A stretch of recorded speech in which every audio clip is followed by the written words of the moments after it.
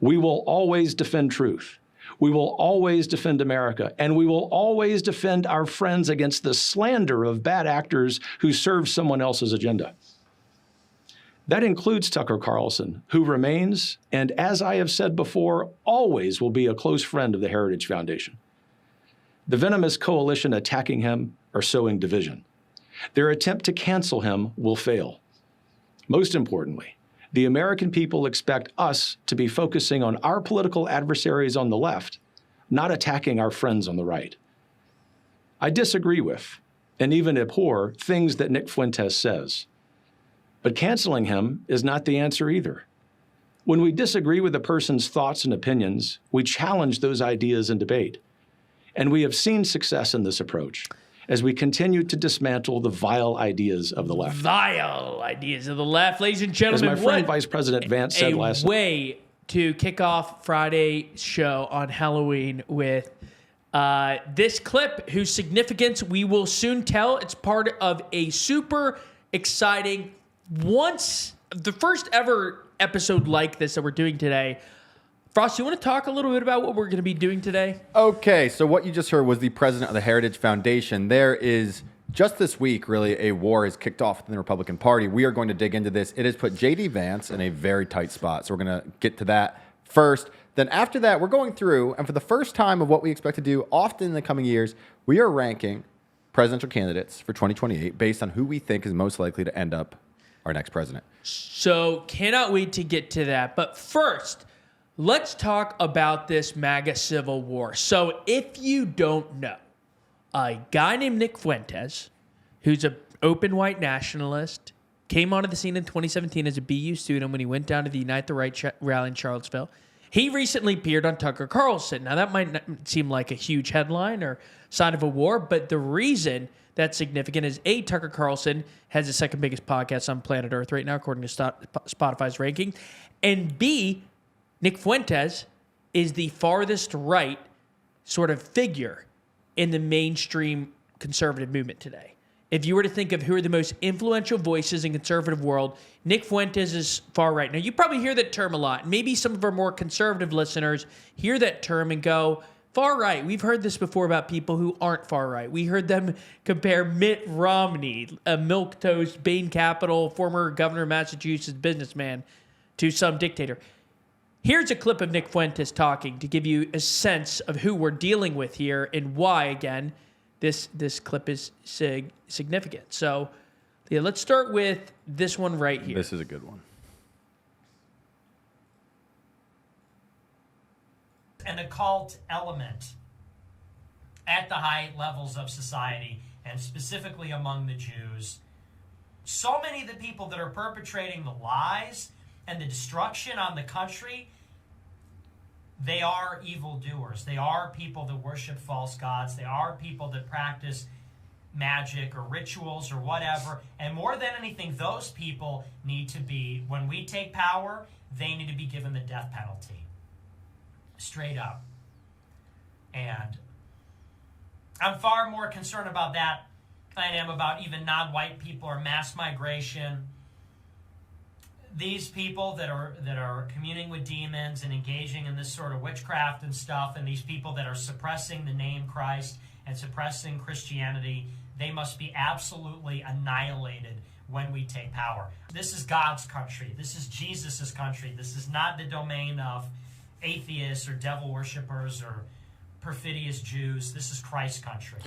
So we're going to dig into this. And now there's so much to get into here, but one thing that might be good just before we start here, just to get a bit more of the lay of the land that's going to make clear what we're talking about. We've got another clip here we want to play. It's Charlie Kirk. So Nick Fuentes' followers are known as the Groypers. If you've read our stuff before, you've written about this. The Groypers and Nick Fuentes were the enemies of Charlie Kirk and Turning Point. And essentially, the Groypers are white nationalists. Charlie Kirk was not, despite what people say about him. And this clip kind of makes that clear, just so you understand kind of the difference of where these sides stand. And just one more thing. For a while, there was what they called the Groyper War. Whenever Charlie Kirk would speak, Nick Fuentes' followers would go, and during the Q&A, they would ask white nationalist questions of him and try to put Charlie Kirk in a tough spot. So we just want to play one clip here that kind of illustrates the difference between Charlie Kirk and that kind of already old school MAGA. This is of a year ago even, versus the Groypers and Fuentes. I want to ask a question of you.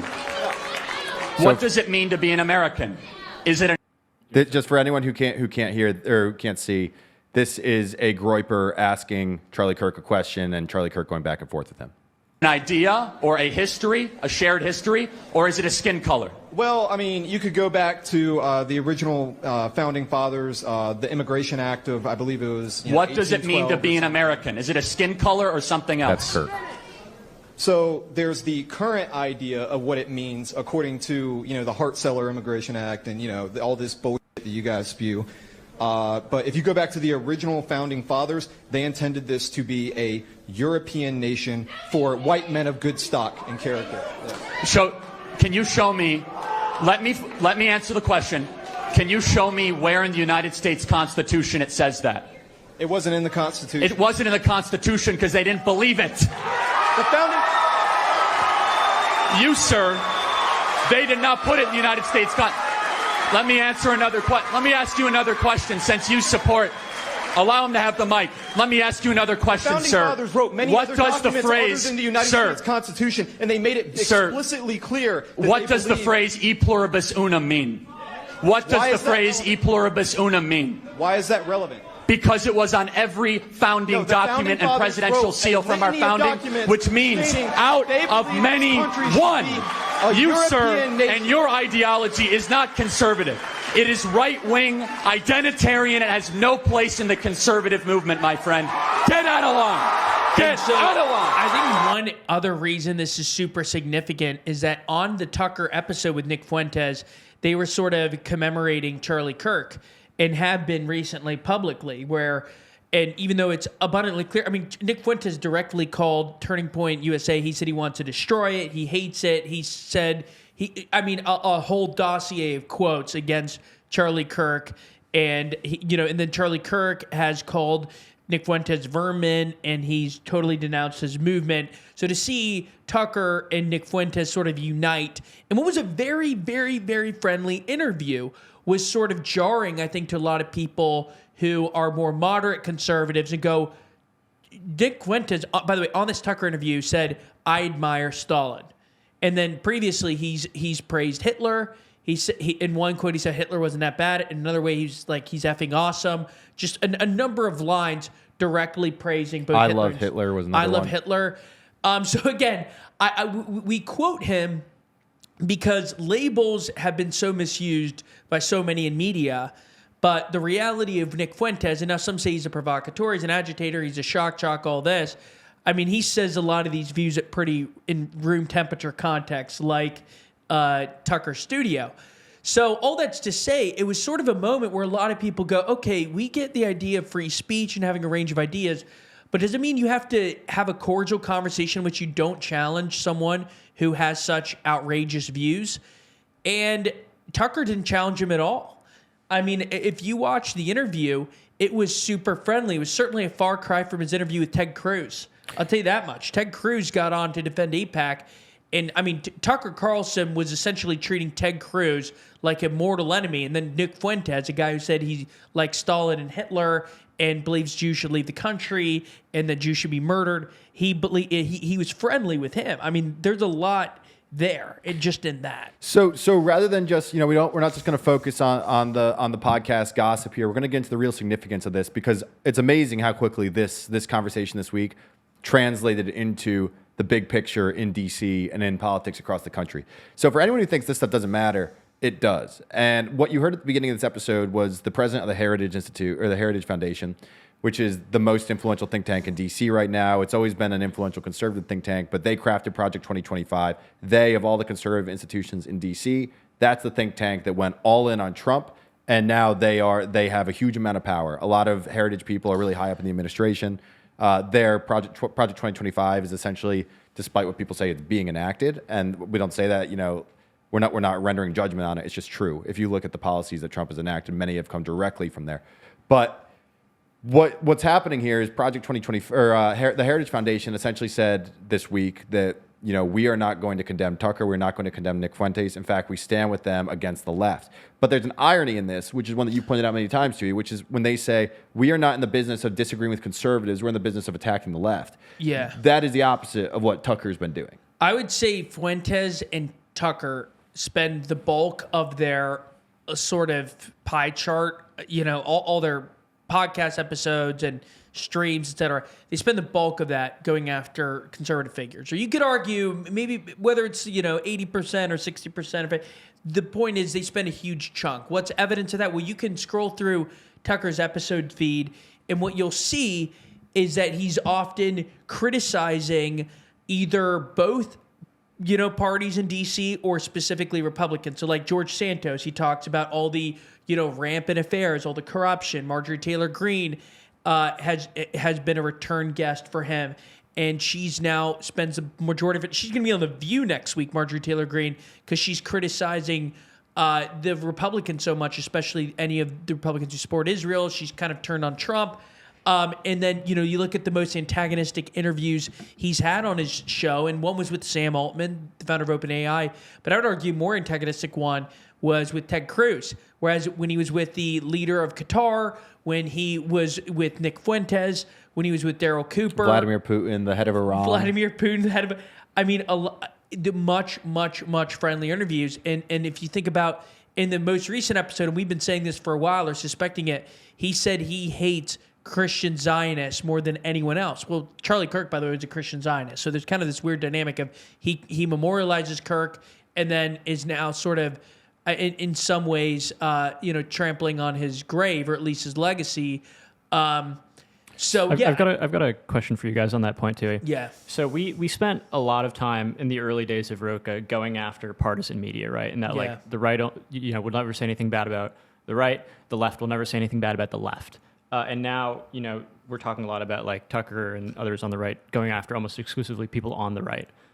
So in your guys' perspective, what is the right balance there? Like, what is aspirational? I don't think there's necessarily a balance, but I think it's obvious that Tucker, Tucker's realized that the best way for him to carve out his niche and own the right media is by attacking other people on the right and letting you know that if you're conservative, you belong here. I believe this is all part of the partisan media, right?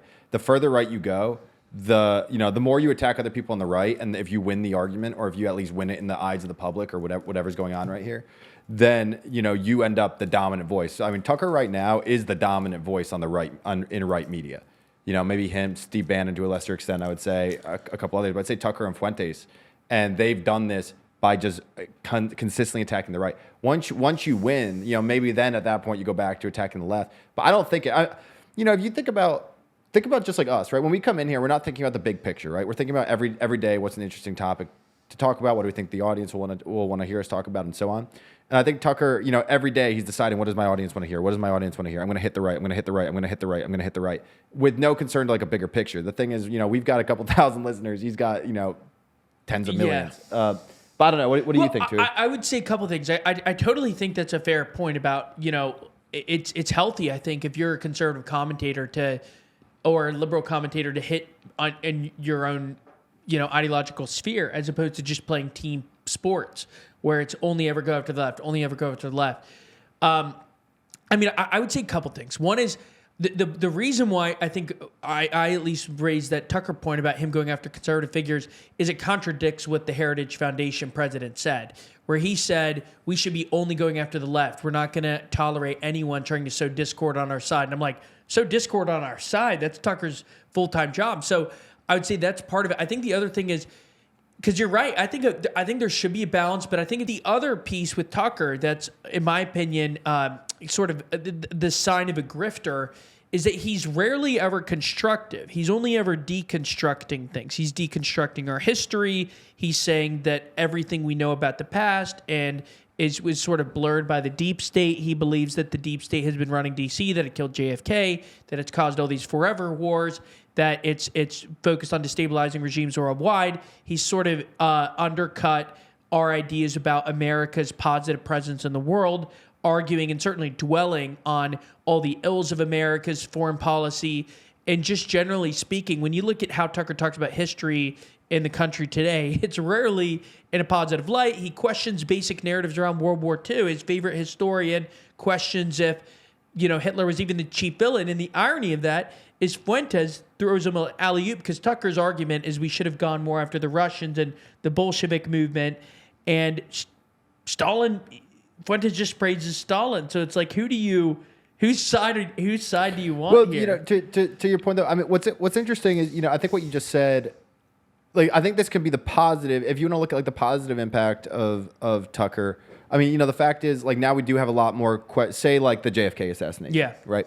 Like, that's something that people just haven't trusted. The media has just completely been like, oh, yeah, JFK was killed by Lee Harvey Oswald, and this is that, and that's it, and case closed, and that's it. Even though everyone has known that there's at a minimum more to the story, whether it's, whether it was a CIA assassination, whatever, no one knows to my knowledge. But, to me, this is like where you go from like the healthy skepticism, and then Tucker's gone past that. Yeah. And this has been going on for like a while, where like, again, Tucker, to his credit, like he brought in, the window of acceptable debate, the Overton window, and everything. I think that's good. But then you get to a point where you just have to be like, I mean, to me, it's just the stuff that Fuentes says should just be, we said this the other day. There's stuff that we know, everyone says a lot of stuff behind closed doors that you don't say in public. And some people could say, well, that's because political correctness has gone too far. But there's also other things that are better not said in public. Yeah. I think we can all say there's certain things that like we can accept. It's good that like you don't go out and talk about it in like loudly in public. Yeah. And I think that's what Fuentes.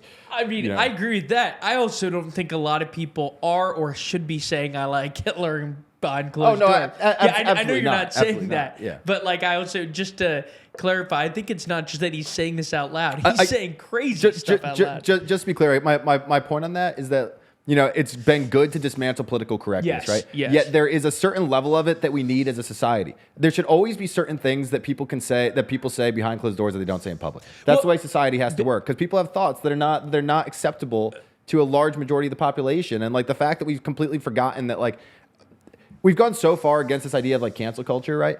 That like people think like now you should be able to say everything. And now like Fuentes should be accepted on, on the most watched news platform in the world, essentially. Yeah. And like that to me just doesn't make any sense. Even if you think he has the right to say it, like that doesn't mean it should be the dominant strain of thought. But also, sorry, just to keep us on track here, I want to make sure we get to the JD Vance stuff. Do you guys have anything else before that? I was going to add something really quickly, just kind of on that point, kind of like the extreme of what you're saying, Frost. I was talking to a guy last week who lived in Japan for many years, and he was saying there's a concept there. I'm not going to say the name of it because I'll butcher it, but there's two like circles in life, and everybody's very professional in Japan. I think it's part of the culture, and I think it's wonderful. And you in a business sense, there's a way you act. There's also another word, another term. When somebody gets in your circle and you get to know them and you're friends, and like you go out for drinks at a bar or something and you talk about something, it's very defined, and it's like, okay, you're either in or you're out of the circle, and like, sure, exclusionary to an extent, but like at the same time, it's very direct, and like, they've been able to preserve their culture so well for so long. I think that, anyways. I guess my point is just like I mean, that makes sense. What I'm just trying to say here, in terms of like that we live, it doesn't matter what Nick Fuentes thinks. And this is why there's a point where it doesn't matter what he thinks. He lives in a society with Jews and blacks. Yeah. Like straight up. So like what are you going to do about that? And the idea that once you start putting this stuff out there, it just is not productive for the country, even if you think it, even if this and that. And I'm surprised that more people, especially at like Heritage, haven't called this out and said it's not cancel culture to say that these ideas shouldn't be broadcast too loudly. But before we go to J. Vance, obviously we're going to get there. Billy has made the point. I find it true. I do think a lot of people do watch Fuentes for the shock value. I think it has a bit of the Alex Jones effect, where like I'll be straight up. Alex Jones Returns to Joe Rogan is an episode, and it's really long. I've watched it multiple times. It's entertaining. I'm sorry if that causes me to, be. I obviously everyone's like, well, you endorse it. No, obviously not. In college and after college, I've watched that a few times. Or maybe I don't even know when it came out, but like after college, I remember watching it a couple times. And so there is a value, like, some of the explosions, the crazy rants, the absurdity of it all, like the drunk uncle at the family reunion vibe. So I think Fuentes does have a little bit of that appeal. I think how mainstreamed people are with some of his core views is frankly just insane. I know you might have resentment toward legacy media. Hello, the three of us very much do.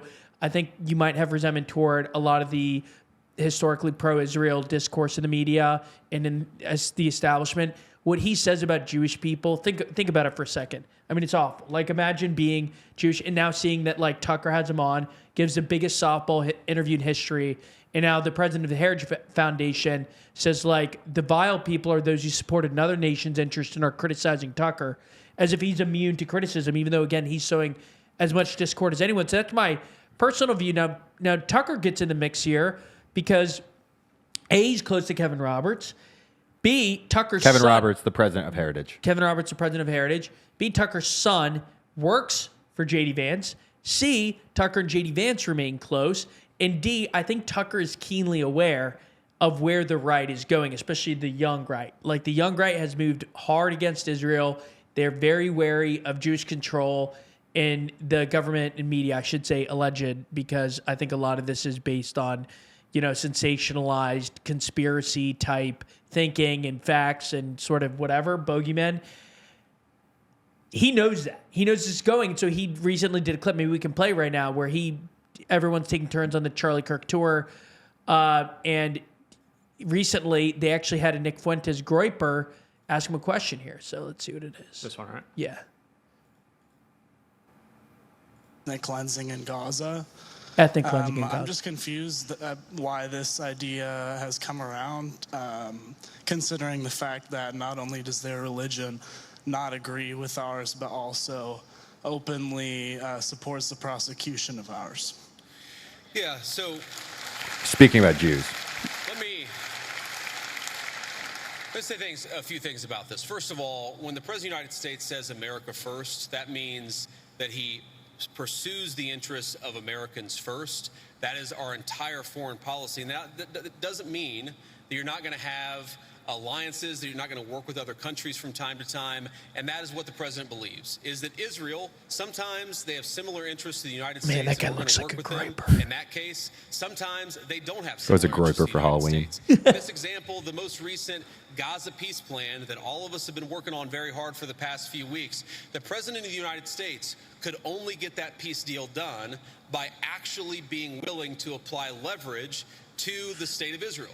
So when people say that Israel is somehow manipulating or controlling the president of the United States, they're not controlling this president of the United States, which is one of the reasons why we'd be able to have some of the success that we've had in the Middle East.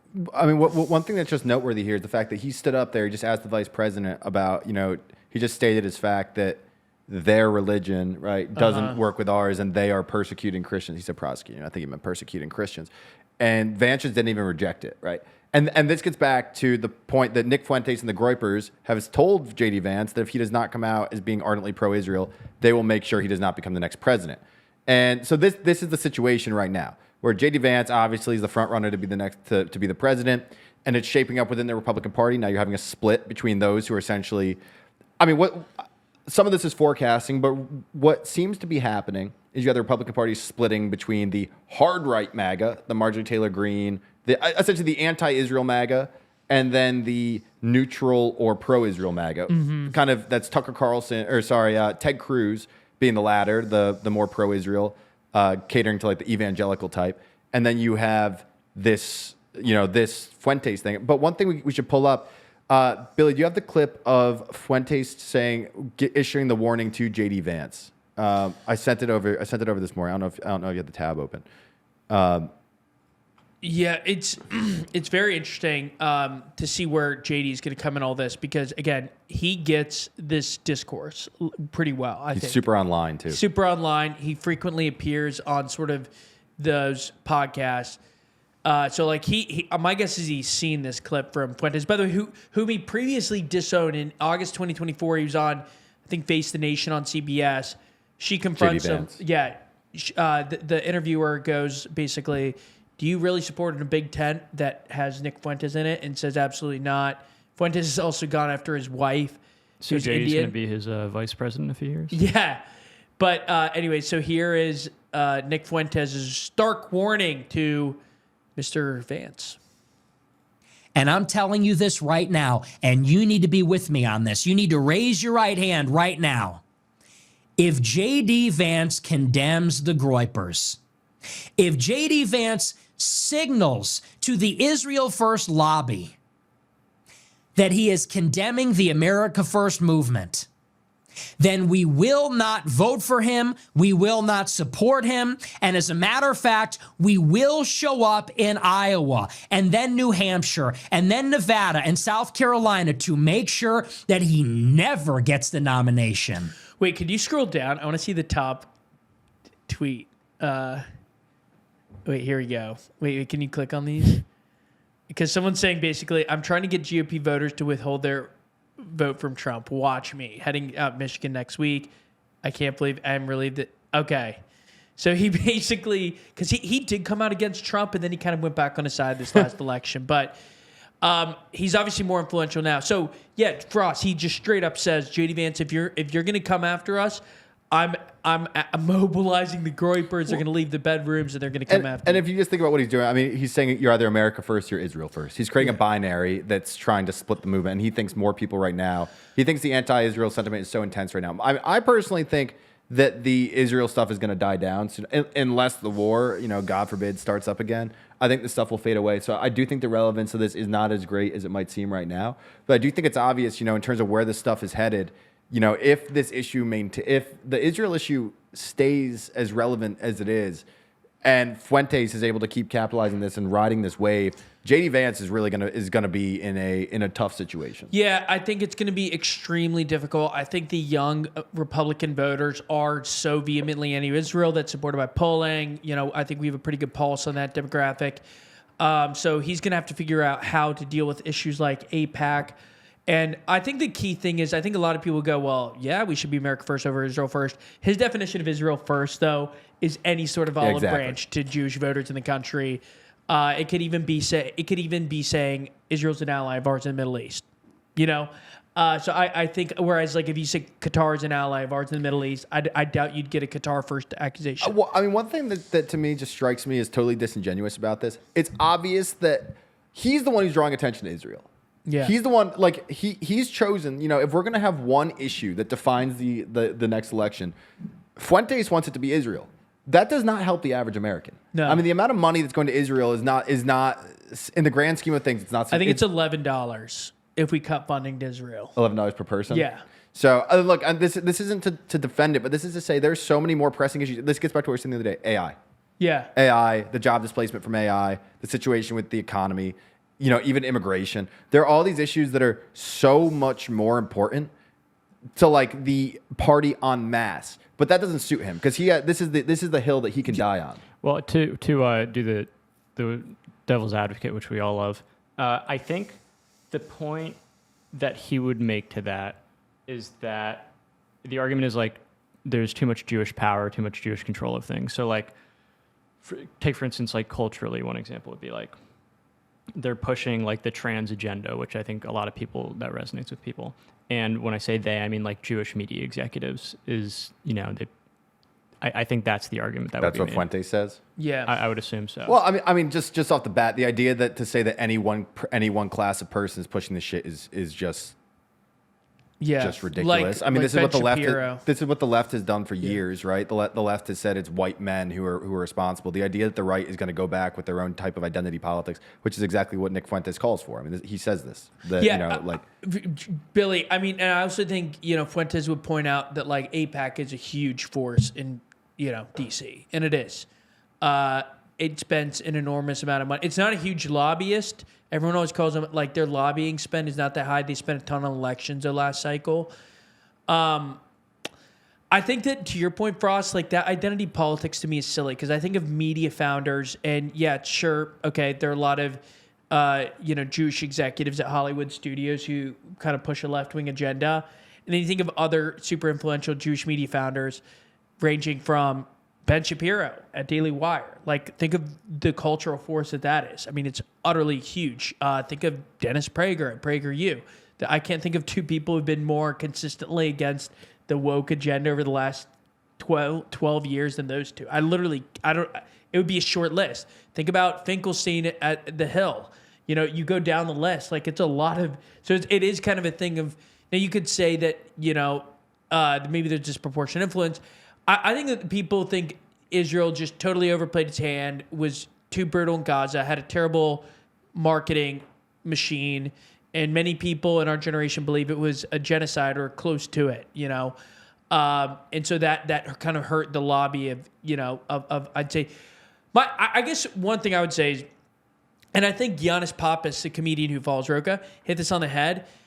If I were trying to stage an influence campaign to undermine America, I would love Nick Fuentes. I would be pouring money into bot accounts that elevate everything he says, because I can't think of many people who are doing more to divide America, more to undermine a lot of our founding myths and our history than Nick Fuentes, more to sow division. I mean, he's calling for the elimination and total segregation of the country, the elimination of Jews, the segregation of whites and blacks.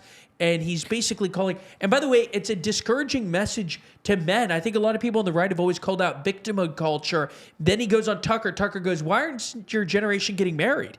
And Fuentes goes, it's the women. It's the women. And that's the most victim mentality ever. You're telling me there's standing room churches. We're doing a piece right now on the sort of like Catholic and Christian conversions that are taking place in New York City, where churches are seeing record numbers. I'm talking about like 5x the average in some churches we've talked to. You're telling me there are no women in the back of the church, no women at the wine and cheese event afterwards that you can go talk to, but it's all the women. They're all on OnlyFans. I mean, that's like the most victimhood mentality thing in the world. And also, he's supporting foreign allies over America regularly. Dude, I think this is honestly, this kind of gets to the end of like, again, there's a justifiable sense of, you know, the economic policies, the foreign policies of the U.S. have not benefited a lot of the middle class of this country. You just look at it for the last 20 years, 30 years, NAFTA, the end of industrialization, mass migration, financial crisis, one thing after another, where you can look at this and you can be like, yeah, and each of these things, you know, a set of policies led to the middle class, you know, their living standards eroding or difficulty or what, you know, whatever you want to say, right? So there's like a justifiable level of victimhood, I would say, if you want to use that, you know, that thing. But then when you go beyond that, if you want to connect those dots, and essentially you want to say, you know, you are what Fuentes and others are saying is that you have no power because there is an organized effort by Jewish people to manipulate you and weaken you and repress you and destroy your culture and all this kind of stuff. And that to me is just the double standard of these conservatives who sit around and they say, oh, you want to blame the billionaires, and they attack Bernie Sanders, they attack the progressive. Oh, you want to blame everybody else because your life sucks. Like, pick yourself up by your bootstraps. And then this stuff comes along and it's like, oh, well, there actually is a concerted effort. It's like all this stuff is just victimhood mentality. I mean, again, there is a real issue in the country with declining living standards for the middle class and the working class. That's 100% true. But beyond that, I mean, there's still like no one is stopping you from getting a girlfriend. Totally, Frost. The thing is, we can't, and I know we're going to get to presidential tier list in a second. We don't want to drag this too long. And this isn't a butt like opposing you. He would take the Groyper sphere is so like sophisticated at this point, if you want to call it that. But like it's built out enough where every single trend or movement you described, they would attribute to Jews. They would say that the melting pot theory you frequently hear, a Jewish person came up with that. And so then they'd say any mass migration effort comes back to a Jewish cause, which, again, doesn't really align with history or the presidents that pushed it or the different philosophies. Does that apply to Canada as well? Does that apply to the UK? Does it apply to everyone? They would say that traces back to Jews. Then similarly with everything like the Federal Reserve, they'd blame the Jews on that, and those who sunk the Titanic. It's just a catch-all worldview that lets you escape any responsibility and always be angry at somebody else. Exactly. I mean, and again, you know, to me, the point at which you get to blaming any single group of, if you want to blame a political ideology, go for it. Yeah. But if you want to just blame a group of people, I mean, it's again, this is just what conservatives have been mad at the left for doing for years. Peak 2020, the whole thing about the white man battle, this kind of stuff, and then to adopt it on steroids on your own side. And again, this is the thing that, you know, plagues the country overall, where one side has a bad idea and then the left doubles down. The other side doubles down. So the left adopted identity politics. Now the right's going to quadruple down on it via Fuentes, right? And it's just like, you know, when Letitia James brought the charges against Trump, and now Trump's going to go against all his opponents. You see this constant back and forth deterioration of everything, and then people get more and more tribal. And you just think, well, where am I? Where am I while all this stuff comes to? And it's like, well, and if you want to divide it, this is, I mean, to me, one of the biggest mistakes ever made. I mean, and certainly like the modern politics, the choice of the left to go to identity politics when the largest group in this country is white. Yeah. That's just a force that you don't want to deal with. And like, if you want to play that game, well, then the largest group's going to start to identify. And obviously that's not what we want. I mean, and totally. And also I think it backfired with minority groups. I mean, they're moving to the right, and they also realize that victimhood culture where you just say, you know, I'm struggling to get a college degree or get a good paying job is because, well, systemic racism, and it's so disempowering. That brings up a point to lead to the next thing, the ranking though. But one thing that could happen here, I mean, what Trump did in 2024 was he built a multi-ethnic coalition. This is the Charlie Kirk, the Steve Bannon thing. Steve Bannon is intensely colorblind in his politics. I mean, he says all the time, you know, this is a class thing. This is not a race thing. And he very much, he doesn't dabble with this stuff. You know, I know that he's got out there views, but he views everything, you know, in kind of class and power. He doesn't structure. Like immigration, but in terms of the people here, he doesn't like immigration, but he says all the time, you know, Hispanic Americans, Black Americans, white Americans all face the same issues. And, you know, that was the Trump thing. And that's why Trump won so much among these groups. And that's why the Republicans right now, if they just kept doing that, they would just keep expanding that pie. And I think that they would be powerful. I think this is why for them the death of Charlie Kirk is a real problem, because what's the logic of having white politics? So it's the plurality of this country politically, you know, could get behind a white identity. Yeah. You know, in terms of the largest single identity group in this country would be white, right? Yeah. And Nick Fuentes, if you could get 100% of those people to vote for the Republicans or whatever, then sure, you could win. But that's not going to happen. And you're going to end up excluding the Asian people, the Black people, you know, the Hispanic people who have all come to Trump and the Republicans in recent years. You're going to sacrifice all that, and then you're going to hand it back to the Democrats if I mean, there's a lot of stuff that could go wrong. Well, I mean, the fact is Fuentes is purely just non-democratic. Yeah. Too, so. And again, let's go to the presidential tier list. I think this is a good way to set the stage. This will be fun. Can't wait for it. But just the last, I also think it's not just the liberal whites that won't go with it. There are a lot of conservative whites that would just be outraged by the idea that, you know, we want a white-only country. I mean, I think of a lot of my friends who are conservative, and they just think of like the number of, obviously nobody I think takes Nick Fuentes seriously of like purging, you know, totally segregating. Like that's just, you don't think the Groypers do? Maybe the Groypers do, but like the idea that you would do this, it's so anti-American and just pathetic. Yeah, I mean, again, crazy times. I think the left-wing media deserves a lot of the blame for why we're in this position, all of the legitimate theories and worldviews that they suppressed, and now we have a dark media ecosystem that's becoming more mainstream. But anyways, for another day, we are now going to rank the presidential candidates for 2020.